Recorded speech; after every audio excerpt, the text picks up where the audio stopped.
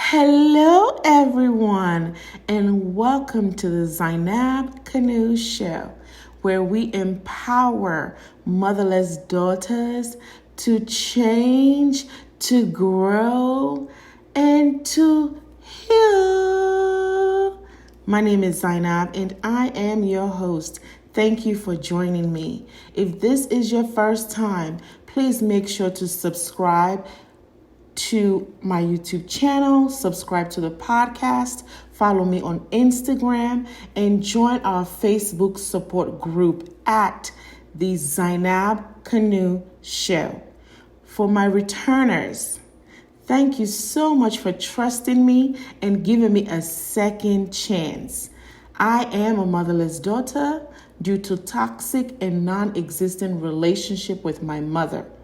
And I have gone from broken to blissful and from pain to purpose.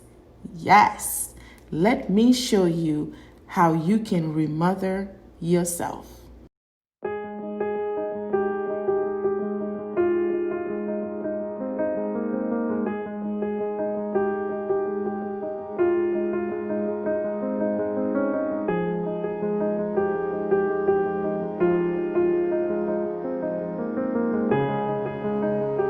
If you want to tell the audience a little bit about yourself, who you are and what you are about, what do you stand for? Sure. So my name is Candice Morales. I am co-author of the book called In Spite of It All. I am the owner of a company called Budget for Me. And in the book, In Spite of It All, I talk about growing up without a mother. And and so, majority of my life, I question a lot of that. And I had a lot of life experiences that brought me to who I am today. And I would say I am a woman who is very much grounded, who is confident, who feels empowered and centered for the first time in my life. And it took me many years to get here. I am a mother of two. And yes, so here I am. I'm a graduate of Long Island University. I have a degree in finance. And here I am talking to you, spreading the word, encouraging women that no matter what you go through in life, you can make it and you can overcome. That's right. That's what we're all about. It's just, sometimes people get stuck and they feel like whatever I was told when I was a kid or whatever experiences I had as a child, that's it for me. This is where my life is going to go. And I personally don't believe that. And from our private conversation that we had, I know you don't believe that as well. So today, we're just going to encourage and uplift the audience to kind of take that step, because the first step is always the hardest, and you're going to teach them how to do that, right? Absolutely. And one of the things I want to say, because you don't really know what the first step is, right? And so for me, in my experience, that it was a couple of steps and it was a lot of redirection in my life. And I would say that with time, you will get there. Don't be impatient. And you are at the right time in your life, no matter what you're going through. If you're still going through it, that eventually you will get to a place where you will have understanding, and you will be as whole as you possibly can, but don't rush it. And sometimes we get frustrated because we're trying to understand, why me? Why did this happen to me? But in due time, you will understand. I like that.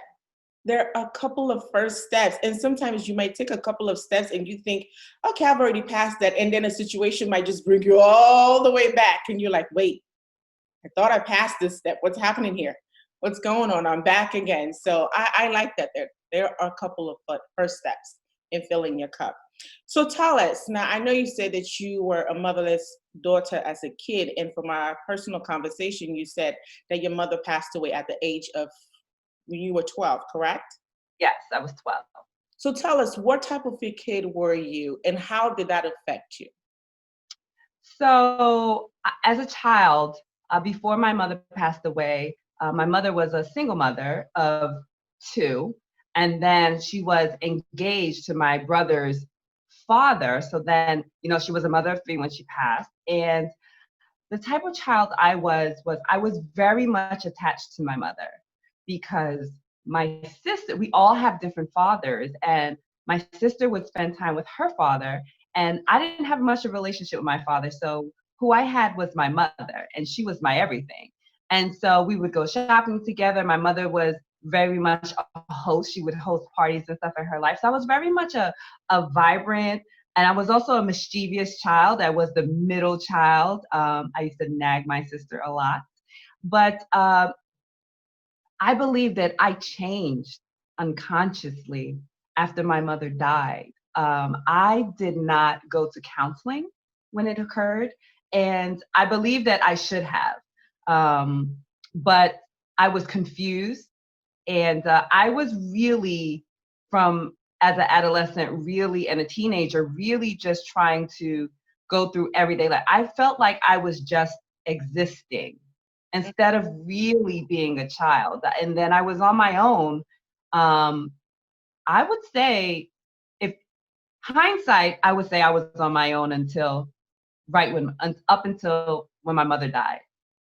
But I was on my own and living on my own probably at the age of 17, no, 18. I was out of the house at 18, and I never went back. But I had a lot of emotional trauma and anger that I did not understand. It wasn't until I became an adult and started working on myself to say, that's what it was. So here I am. So tell me a little bit about that. Where, I know you said you had anger. Like, how did it manifest in your life? What did it look like? So I did not recognize the anger as a young adult, as a woman in my 20s. I recognized it as in my 30s. I would say after I had children, I was introduced to yoga. But the anger, I was very aggressive. And I was a hothead, and pretty stubborn. And I didn't care. I felt like because I was raising myself and I made all these decisions on my own, you couldn't tell me anything, right? I'm running my life, and the way that I'm running my life is working for me, right? But so I was pretty stubborn, and I people would tell me like, Candice, wow, like, you're really aggressive. And I would defend it. I was very defensive. And I really wasn't trying to hear anything. But now as an adult, and now I have a better understanding of self, I have a lot more self-control. Okay, so when you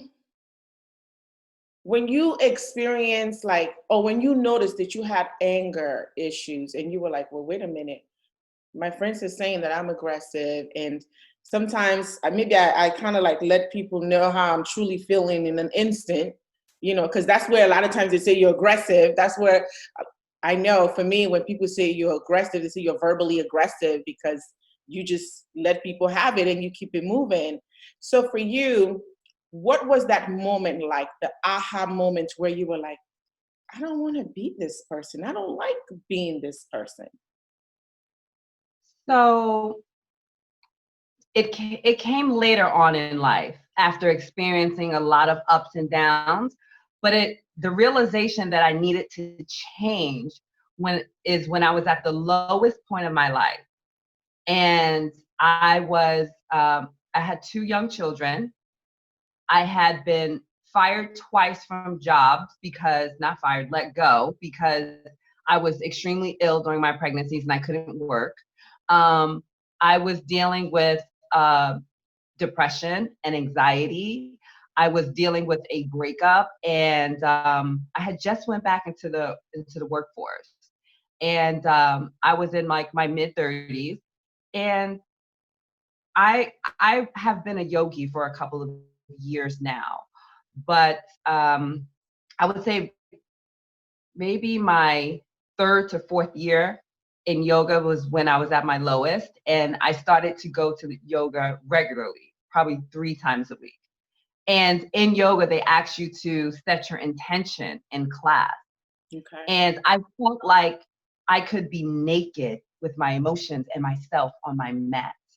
And the intention that I set, I had to take a real deep look within myself. And the intention that I would always set in the beginning of the class, and I always set this intention to this day, I asked for, my practice is for internal peace. Mm.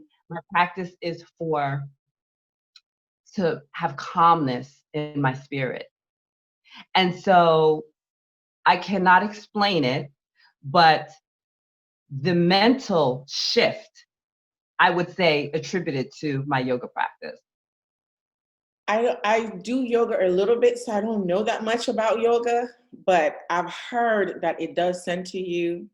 For you to go and feel like you could be naked with your emotions, I mean, I just cannot even like imagine like what does that look like? What does that feel? I'm trying to get my audience to understand when you say I feel like I could be naked with my emotions on the mat. For someone that maybe wants to try yoga, kind of walk them through that. Okay, so I practice hot yoga, and it is a 90-minute class. And you have to be, if you are really committed to the practice, you have to really be um, in tune, and you have to be present. It allows you to be present. And I think that when you are present, you have to be still. And in that stillness, initially, until you master it, your head, your mind, your thoughts, and everything that the emotions and the trauma and the dissatisfaction with yourself and the anger, everything comes up. It is almost like maybe it's because you're opening your chakras and your heart chakra. And so I could feel the sadness in my practice. And then over time, I noticed that over the years and through the consistency, it started to fade away. And it was when I started my practice consistently, it was when I was in the lowest in my life. And it was the only time in my day with 2 young children, a relationship that wasn't working, me then going out and being on my own. It was the only time of the week that I'd had to myself, because when you're a mother, you have to commit so much to everyone else, right? And so having those few moments to myself, I started to feel all of these emotions and the uneasiness. And a lot of people think that when you practice yoga, it is about being perfect in the posture. It Right. is about, they think that it's about stretching and being flexible, but it really is about oneself. Where are you mentally? Where are you physically? Can you be present? It also teaches you that when you are present, you experience joy. Okay. When you are thinking in the future, you are anxious. When you are thinking in the past, you are dissatisfied with yourself, right? And so it is the only time in my life, we're so busy, we're always on autopilot. It allows you to deal with what is really going on with you. And if you are open and open-minded, and if you accept it, you will change. So that is the blessing of it. And I thank God for my practice. So what I hear you saying is that you were able to feel your emotions, whether it was sadness, it was anger, it was pain, while you were there, because you had to be centered and you had to experience mindfulness. It kind of allowed you to almost face yourself and see where I am, how I'm feeling. Like, wait a minute, I feel sad today. Like, I have all this pain on the inside of me. What am I going to do about that? That's what it sounds like. Am I wrapping that up? Yes, because I noticed when I started to heal, the thoughts of sadness and anger and dissatisfaction within myself started to dissipate once I started to heal. The more chatter there is, and whatever it is that I'm thinking about and not being present in my practice, I've learned that that is what's bothering me on the inside. Mm. And so as the years went on, I started to think of nothing and really be present 100%. And I had a very aha moment, like, okay. And this, what you do in the class is what you take out of the class. So all the techniques of being present is exactly how you deal with life. I love that. I love that. That is like, for those of you that are listening right now, I always want to challenge you to explore. And yoga is an option for you. You guys know, for me, I explore with the mountains and the parks. But for Candice, hers is the beach as well as yoga. So, when you kind of get to know who you are and what you're about, that requires you taking time to know you. You will find out what is going to aid you towards your healing. So just be open minded. Again, yoga is an option. Now, I just want to ask you this question here is where when you started your journey to say, you know what, now I know yoga is my thing. It centers me. I see where I need healing. What challenges did you encounter from naysayers, from family members, friends? Did you have support? Tell us what that was like, because a lot of people are truly struggling. People think that they have to have cheerleaders in order to continue on that journey, when you really don't need a cheerleader. I mean, coaches are welcome, but cheerleaders, sometimes it's not in who you expect it to be. So tell us about your experience. That's a great question, because in my experience, I did not have a lot of support. Because my mother died and I was at such a young age, my mother was adopted when she was born. And so my immediate family is very small. So I grew up with not having a support system. And so it would bother me over the years. And I kind of learned to say, you know what? I'm in this by myself. And I started to ignore. When I came to this place, I started to ignore the naysayers. I started to ignore people that said that, you know what, Candice changed. Because I started dedicating my time, my space, and my vibrations and my spirit. I needed to progress in life, and I had to detach myself from certain people in order to have this progression. And so a part of that is leaving people behind and not having the support and doing it on your own and having the wherewithal to say, I can do this. It is a process where you have to dig deep, but if you are willing and if you are open-minded, you can get through anything by yourself, because at the end of the day, no matter if you have children, grandparents, parents, cousin, auntie, uncles, whoever it is that is in your space, at the end of the day, the decision is up to you. The decision to be happy is up to you. The decision to progress is up to you. The decision to not dwell in your current circumstances is up to you, but it is a process. You do not get there overnight. Woo. You are giving so much power, because the thing that you're saying here is the decision is up to you. And I try to tell people it is you. You are that powerful on your own to make these decisions to say, I'm going to change my life.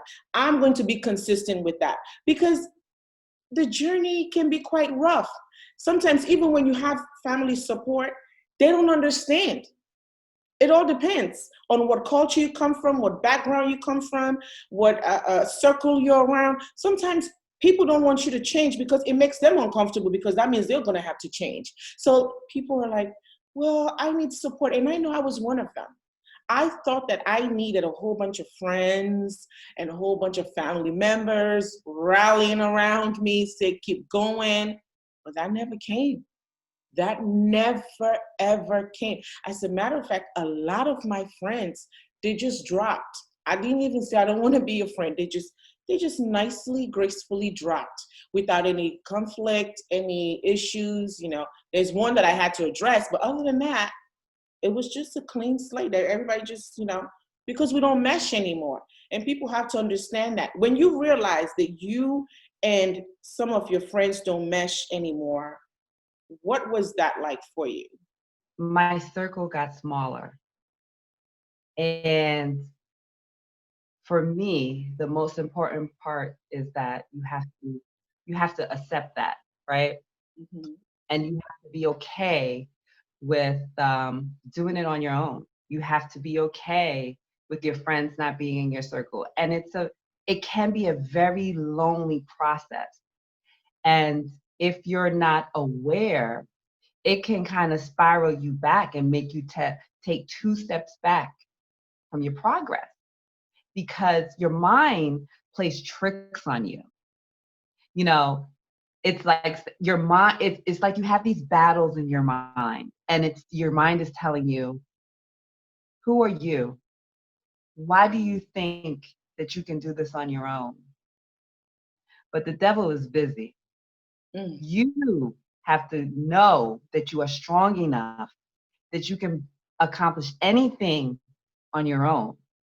And I also, a big part of it for me was my children. I knew that I had to be centered. I am very big on raising emotionally stable children because I feel like I was so all over the place as a child and as a young adult that when I became a mother, I said, never, my children will never experience the inconsistencies that I had in my life because children need structure. Children need structure and they need love. And so with me being a mother, I had this burning desire to say, no matter what, I have to overcome. And I always had this burning desire in me, but I would say my children pushed me forward to not only do it for myself, but to do it for them. I really do. I mean, our kids, as a mother myself, I think my son is one of the reasons why I try so hard to just be a better person. I don't want to. I feel like if I'm not emotionally and mentally stable, I'm going to traumatize him, and I Correct. want that. So that is one of the reasons. So, what tools do we need to be consistent and stay on course towards healing? Forgiveness is one. Forgive yourself, forgive the people involved in your circumstances, That's hard. um, forgive the decisions that you have made because wherever you are in life is based on the decisions that you have made. Love yourself wholeheartedly. All of your pros and your cons. Love all of your imperfections. They are your blessings. Believe in yourself, saying that you can do this. Affirmation, I a shift in mindset. Because once your mind expands, it does not go back. Um, That's true. and being open-minded and setting boundaries. Boundaries is very important. Yes, not saying yes to things where your spirit and your intuition tells you these things are not for me, but yet you go ahead and then you become dissatisfied because you are doing things and making decisions, surrounding yourself with people, things, places that doesn't satisfy your soul or your spirit. So those would be the things I would say. So, you just touched on a lot of stuff right there. So, we're just going to take a couple of steps back. You talked about loving yourself wholeheartedly and the power of a positive no, like pretty much saying no when you don't want to do it, but it's positive for you.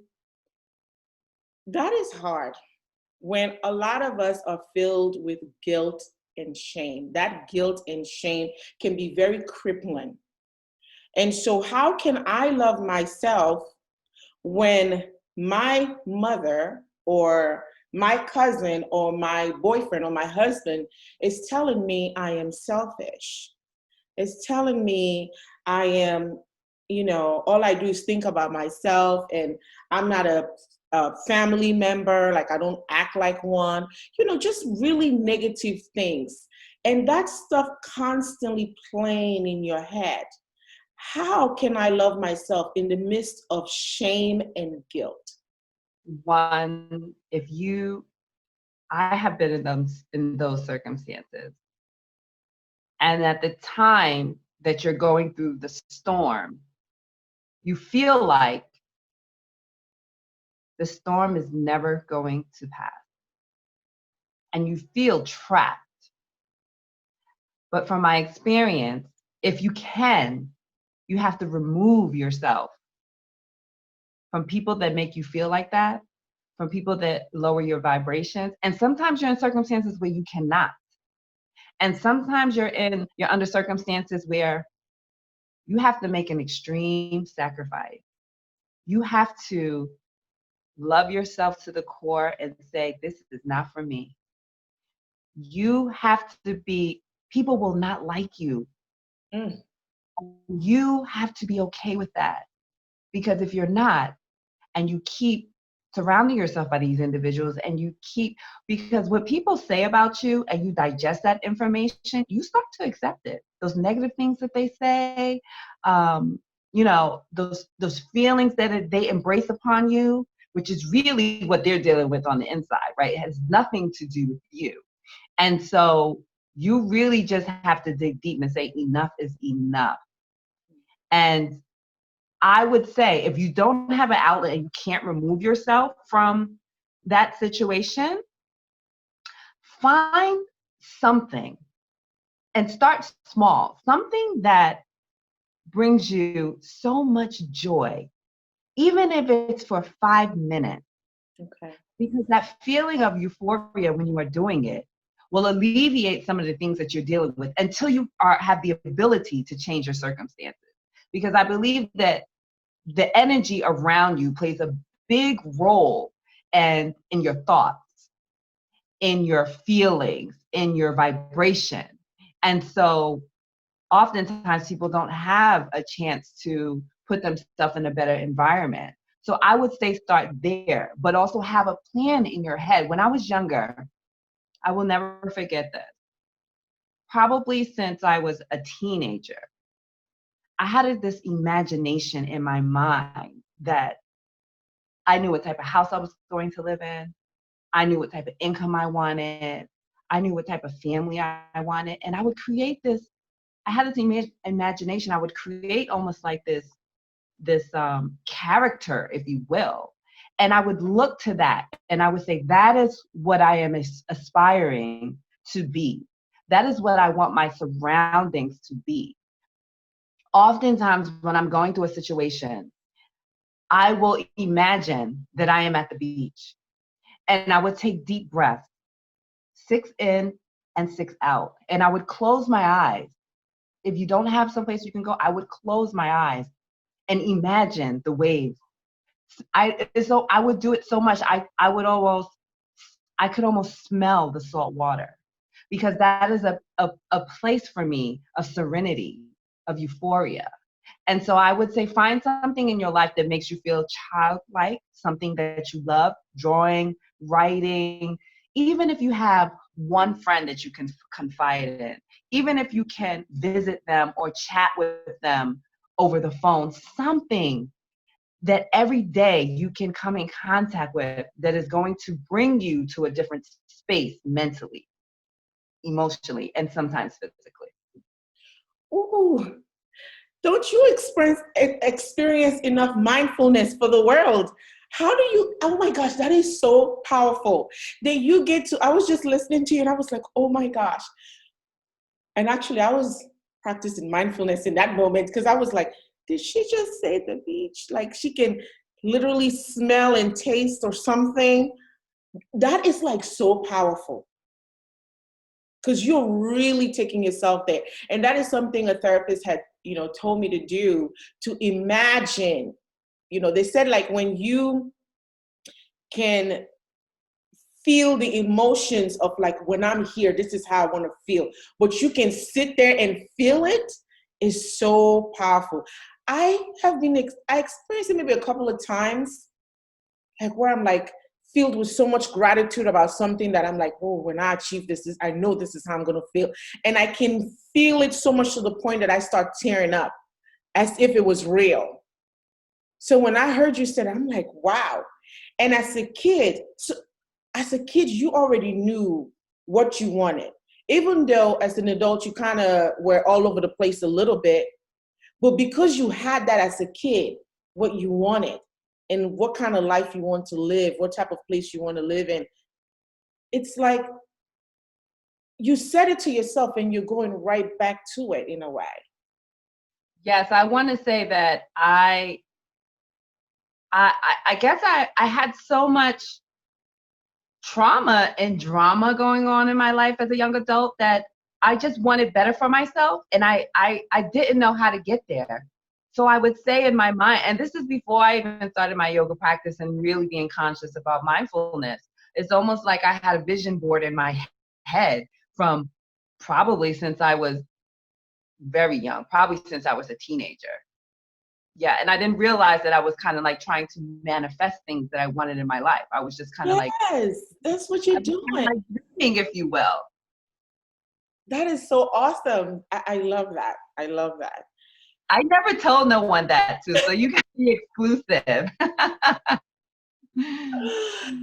mean, I want the audience to just hear this and be able to take themselves there, be able to know that you can change your life. Whatever vision you have for your life, you can change it. The initial process is very taxing, very challenging on a person's mind, soul, and body, but you have to be consistent. Today I was listening to Sarah Jakes and she was talking about passion. A lot of times when we hear passion and we think about passion, we're like, oh, it's sex, it's sexy, it's, that kind of thing. You say passion is sexy. But she was talking about the original definition of passion. The original definition of passion means suffering for something you love. Suffering. Yes. It's like when people say, I'm passionate about my art, that means that they don't mind doing whatever they can to accomplish that art. You see how people suffer. You see all these people that are like stars and celebrities that actually have work with substance. You see what they went through. Some of them, they tell you, it's like, you can't even believe it, but they were very passionate about their work. They were very passionate about what they believed in. And that is how they got to where they are. It's funny because now that you say that, this burning desire that I was talking about earlier, I had this burning desire to move beyond my circumstances. And I suffered. I just had an aha moment. I suffered a lot in things that happened in my life. I was almost homeless twice before the age of 20. I lost a job. I had been in a tremendous amount of debt. But I was so passionate about, this is not who I am. This is not the end of my story. I was so passionate about moving beyond my circumstances. And a lot of my friends would say to me, Candice, where do you get this strength from? And that is what always pushed me through when I was at my bottom. There were times when I was depressed, when I had anxiety, and I could not get out of bed. But over time, I always went back to that burning desire in my spirit and said, no, I am not going to accept this. This is not me. This is not who I am. I am going to progress from a survivor to a thriver by any means necessary. And that is what I am trying to accomplish these days. And it's a work in progress. You know what? I say that you have done a fine job. And just hearing that, you were willing to take or make whatever sacrifice necessary to get to the vision. And that's where the suffering comes, because when you have to cut off friendships or you have to stay away from people that you love because they're toxic, that process is it's very hard on a person. It is very hard. And so much so, I wanted the transition in my life to vibrate so much higher. I wanted to change my environment that I moved to another state at the age of 22 or 23 with 2 duffel bags, and I never went back. And I moved with no family members and 2 friends here. I knew 2 people. And and when I told my family members that I was leaving, they didn't try to stop me, but they were confused, and they were trying to understand, why would you leave a state where your family is, all your friends are here, you went to college here, your support system is here. But on the flip side, I always felt like I never had that support system. Even in the home state that I'm from, I felt like I was always on my own. And it was in New York City. So I said, if I could survive in New York City, and I always felt alone, I could survive anywhere. And I am determined to make this work. And I did, and it was very challenging. I was very homesick for many years. But now this is home. But it was a lot of sacrifice, and it was a major decision and a very defining moment in my life. So I would say you were still passionate about your vision. I am. Thank you. I am. I am. Do you have self-talk? Like, what does that look like? You mentioned women not even having any cup, right? Right. And so there was a specific time in my life where I very much felt that I was depressed. So depressed. I was dealing with postpartum. I had 2 young children. So depressed that I wanted to sleep all day. And I was almost like having a paralyzed feeling that you could not even get out of bed. You have to find an outlet, something. And I would just pray to ask God to have an understanding of what you're going through. And you got to take it day by day. I look forward to filling my cup, like on a daily basis, like just to find things that I like, things that I want to do, just like things that uplifts me. You know, if I'm down or I'm sad, I know, like reading the Bible for me. But you are still around energy that is lowering your vibration, because when you are around certain individuals or whatever's going on in your life, it like I said, it's like a mind game. It's like your mind is playing tricks on you for whatever they're saying to you. Then you develop a lot of self-doubt. You cannot progress and do self-development when you are around people and energy that does not agree with your spirit. And all the time, I say this to women all the time, we know it. We ignore it.